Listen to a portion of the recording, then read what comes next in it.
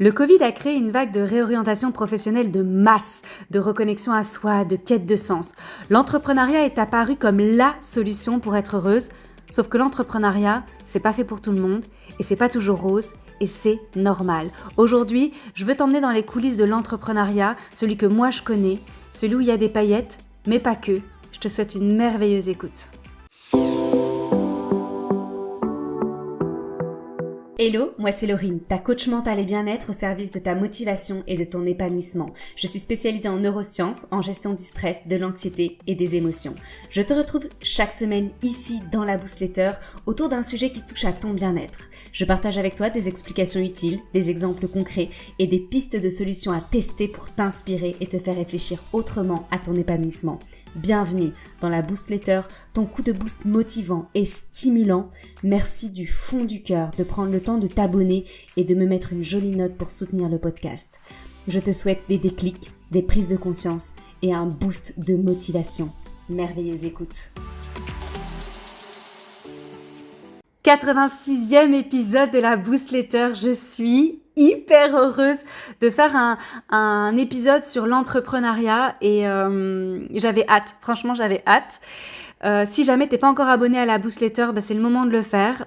Sur ta plateforme d'écoute, tu as certainement un petit bouton pour t'abonner et puis pour me mettre une jolie note qui va favoriser et mettre de notre côté l'algorithme pour me faire connaître à un maximum de femmes que je vais pouvoir accompagner à travers la Boostletter sur le chemin de l'épanouissement privé et professionnel. Et aujourd'hui, on va un peu s'attaquer à l'épanouissement professionnel. Chaque semaine, ça commence bien, sur Insta, je reçois des messages de femmes inspirées par mon parcours.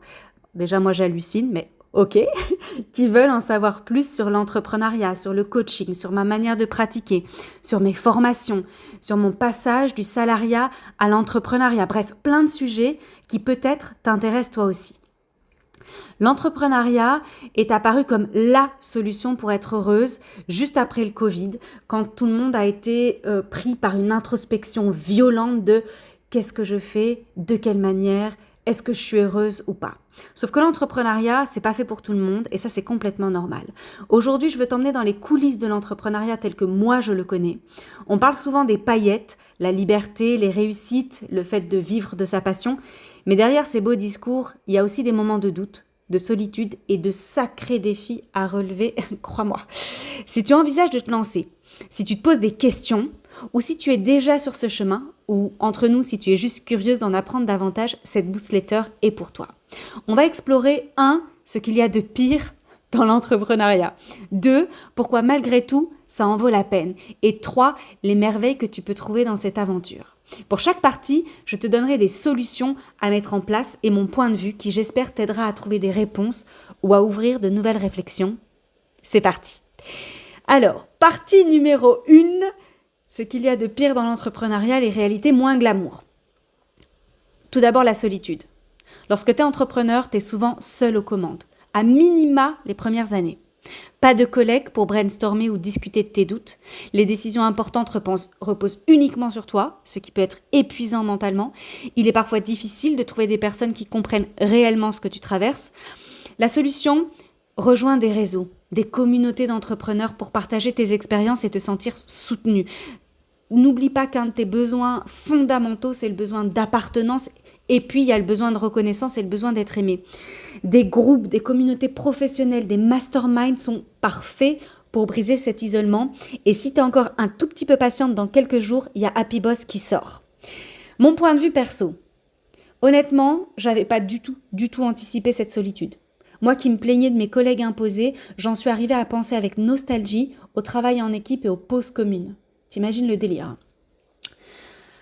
Après la solitude, les montagnes russes émotionnelles. Un jour, t'as une super opportunité, tu te sens invincible. Le lendemain, un client se désiste ou une stratégie échoue et là, c'est la chute. Ces hauts et ces bas constants demandent une grande résilience émotionnelle, vraiment. Le doute peut surgir à tout moment. Est-ce que je suis assez compétente? Est-ce que ça vaut vraiment le coup? Etc. Le syndrome de l'imposteur touche 53% des femmes entrepreneurs. Le manque de légitimité peut déstabiliser tout ton business et ébranler ton estime personnelle. Les émotions fortes qui sont mal canalisées, elles peuvent aussi impacter ton bien-être global, ton sommeil, tes relations, ton moral. Solution ? apprends à te détacher émotionnellement des résultats immédiats. Je sais que c'est compliqué, mais c'est possible. Mets en place des pratiques de gestion du stress, comme la méditation, la respiration profonde ou des moments de déconnexion totale. C'est primordial. Mon point de vue perso. Je suis hypersensible, ultra empathique. Ça, c'est la base. Heureusement que j'avais travaillé la régulation émotionnelle avant de me lancer dans l'entrepreneuriat. En thérapie, à travers des livres, grâce à l'introspection, à la résilience. Parce que les montagnes russes, là, dont on parle, elles peuvent t'engloutir. Ou elles peuvent t'amener à une anxiété sérieuse. Il y a plein de solutions à mettre en place et heureusement. Le mindset, c'est un muscle qui s'entraîne, tout comme l'estime, la confiance en soi. C'est un travail personnel à entamer et à maintenir. L'entrepreneuriat, c'est la jungle. Vraiment. Vraiment. Ensuite, le poids des responsabilités. Quand tu es entrepreneur, tout repose sur toi. Tu gères tous les aspects, stratégie, finance, marketing, relations clients, les imprévus. Le jour où tu comprends que tu es chef d'entreprise et que tu n'es pas uniquement...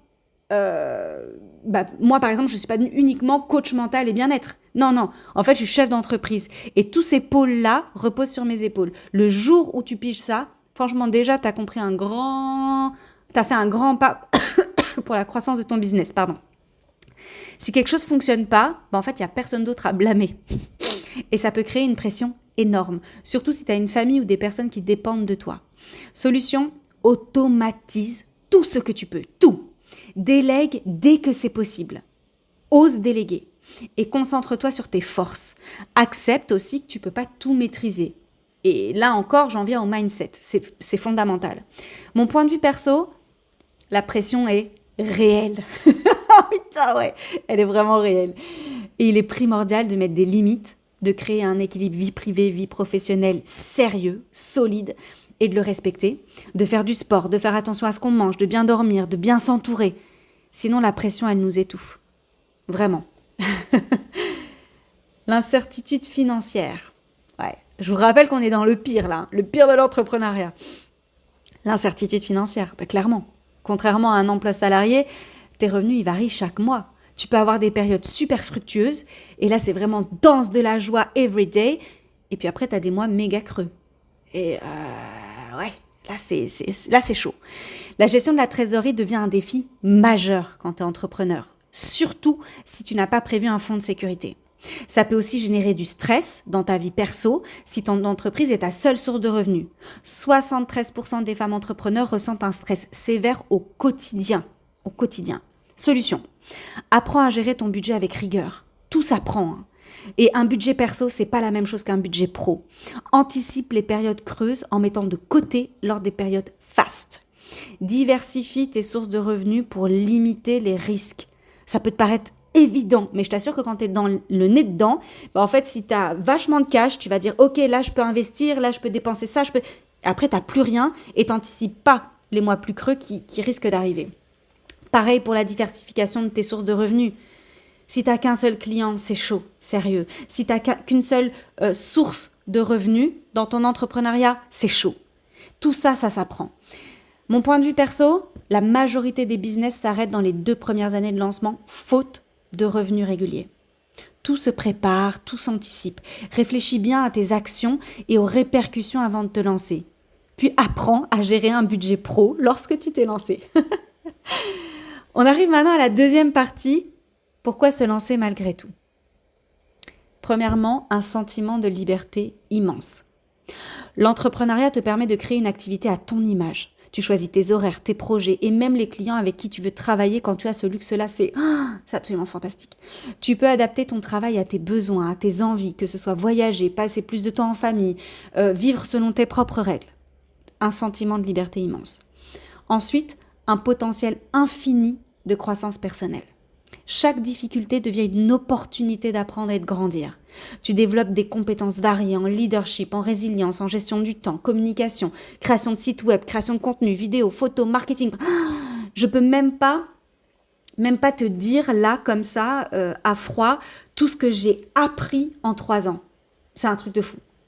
Les défis te poussent à te dépasser et à devenir encore plus performante. Tu apprends à mieux te connaître et à faire confiance à ton intuition. Ensuite, l'impact réel. Contrairement à certains emplois où ton travail peut sembler insignifiant, en tant qu'entrepreneur, chaque action compte. Tu peux voir directement l'impact de ton travail sur tes clients. Tu contribues à quelque chose de plus grand, que ce soit aider les autres, innover, résoudre des problèmes concrets. Tu te rends compte de l'impact direct que tu as. Ça, c'est un truc de fou. Après, il y a des emplois salariés où tu as un impact réel, hein, évidemment. Je dis pas que l'entrepreneuriat, c'est la seule voie de l'épanouissement. Pas du tout. Hein. Alors là, pas du tout. Mon point de vue par rapport à ce deuxième bloc, pourquoi se lancer malgré tout, j'ai jamais été aussi heureuse que depuis que j'ai créé Coaching Laurine.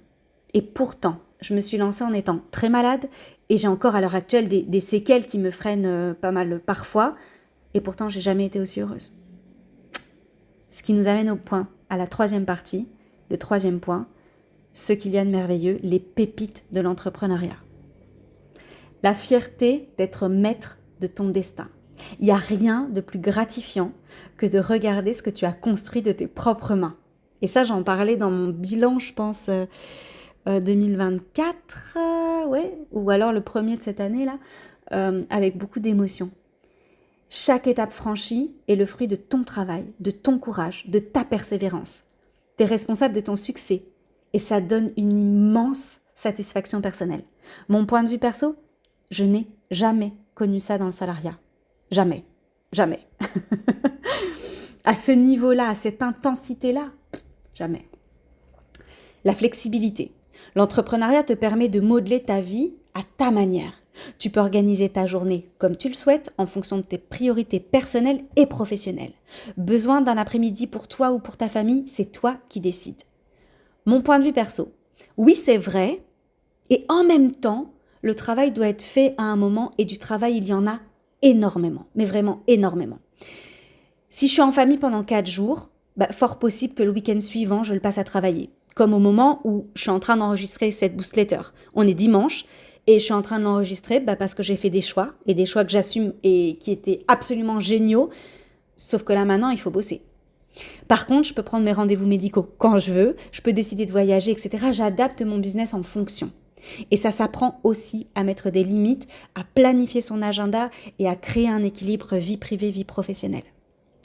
Les rencontres inspirantes. L'entrepreneuriat te permet de te mettre en contact avec des personnes exceptionnelles. Tu peux créer des partenariats, collaborer avec d'autres entrepreneurs, trouver des mentors. Ces relations enrichissent non seulement ton activité, mais aussi ta vision et ta vie personnelle. Mon point de vue perso, j'ai rencontré beaucoup plus de personnes passionnées et inspirantes dans l'entrepreneuriat que dans le salariat. Mais il ne faut pas généraliser pour autant. La majorité de mes meilleures amies aujourd'hui, elles sont extrêmement inspirantes. Je les ai rencontrées à l'école ou dans le salariat. Ça t'ouvre juste d'autres horizons, je trouve, l'entrepreneuriat. La liberté de rêver en grand. Et ça, je crois que c'est le point le plus important pour moi. Quand tu es entrepreneur, il n'y a pas de limite à ce que tu peux accomplir. Non, tu es ta seule limite. Tu peux expérimenter, innover, explorer de nouvelles idées et construire quelque chose d'unique. Tu es libre de redéfinir ton activité en fonction de tes ambitions. Mon point de vue perso, si tu es créative et ambitieuse, l'entrepreneuriat est un terrain de jeu exceptionnel. Exceptionnel. Ah là là, on vient d'explorer les 3 parties. Ce qu'il y a de pire dans l'entrepreneuriat, pourquoi malgré tout ça en vaut la peine et les merveilles que tu peux trouver dans cette aventure. Dis-moi qu'est-ce que ça a éveillé en toi. Je sais que l'entrepreneuriat n'est pas fait pour tout le monde, mais ça reste une vraie source d'épanouissement lorsque tu te sens à ta place à faire chaque jour quelque chose que tu aimes profondément. Les défis font partie du chemin, on est d'accord, hein, mais ils sont aussi ce qui rend cette aventure si enrichissante. Prépare-toi, entoure-toi et surtout, sois bienveillante envers toi-même dans les moments difficiles parce qu'il y en a. Il y en a, ça c'est sûr, je ne vais pas mentir. Si une étincelle de changement brille en toi, je te défie de l'écouter et de passer à l'action avec une vraie stratégie. Attention de ne pas foncer tête baissée, c'est le meilleur moyen de tout foirer. Alors dis-moi aujourd'hui, qu'est-ce qui te freine ou te motive à te lancer dans cette aventure? Partage avec moi tes réflexions, je suis là pour échanger avec toi, que ce soit en commentaire de cet épisode, sur Insta, par mail, comme tu veux, je suis là pour échanger avec toi. D'ailleurs, j'organise une session de 3 webinaires 100% gratuits autour de l'épanouissement professionnel. Je ne sais pas si tu as vu passer mon mail ou l'info sur LinkedIn ou sur Insta. On commence le mardi 28 janvier et puis on finit le lundi 3 février. 3 thèmes. Comment performer sans t'épuiser en 2025 ? Comment créer un équilibre vie privée, vie pro épanouissant en 3 étapes ? Oser s'affirmer dans son business malgré les peurs et les doutes. Prends ta place sans tarder. Tu vas kiffer, vraiment. Chaque webinaire est créé pour te donner un max d'explications concrètes et un maximum d'outils simples et accessibles à mettre en place sans attendre. Je te mets dans les notes de l'épisode le lien pour t'inscrire, évidemment. Tu peux partager à toutes tes copines qui sont concernées. Il ne me reste plus qu'à te souhaiter de prendre soin de toi, puis de prendre soin des autres. Je te laisse sur un sourire et te dis à très vite. Bisous boost. L'épisode est déjà fini. Es-tu prête à relever le challenge du jour pour booster ton bien-être ? Si l'épisode t'a plu, partage-le à tout ton monde. Tu n'imagines pas à quel point il peut être utile pour une de tes proches. Avant de se quitter, vérifie que tu es bien abonné et que tu m'as mis une jolie note pour soutenir mon travail. Ça compte énormément pour moi. Merci beaucoup. Toute mon actualité se trouve sur mon site internet coachinglorraine.com. Je te souhaite une merveilleuse journée ou une belle nuit, où que tu sois. Prends soin de toi, puis prends soin des autres. Bisous boost.